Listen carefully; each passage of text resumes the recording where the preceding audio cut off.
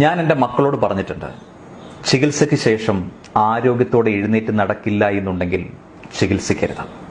വേദന സംഹാരികൾ മാത്രം നൽകുക. സാധ്യമെങ്കിൽ ഇഷ്ടമുള്ളത് തിന്നാനും കുടിക്കാനും തരിക. ഒരു നിയന്ത്രണവും പാടില്ല.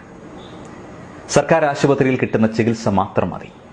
നാട്ടുകാരോട് പോയി പണി നോക്കാൻ പറയുക.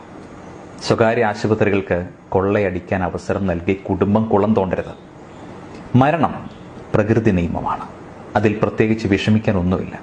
എല്ലാം ഒരു മായയാണ്.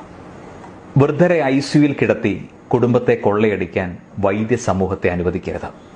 മരിക്കാൻ ലക്ഷക്കണക്കിന് രൂപയുടെ ചെലവാണിപ്പോൾ. വാർദ്ധക്യം കൊണ്ട് ജീർണിച്ച ശരീരം ജീവിതം മതി എന്ന അടയാളം കാട്ടുമ്പോഴും വിടിയല്ല.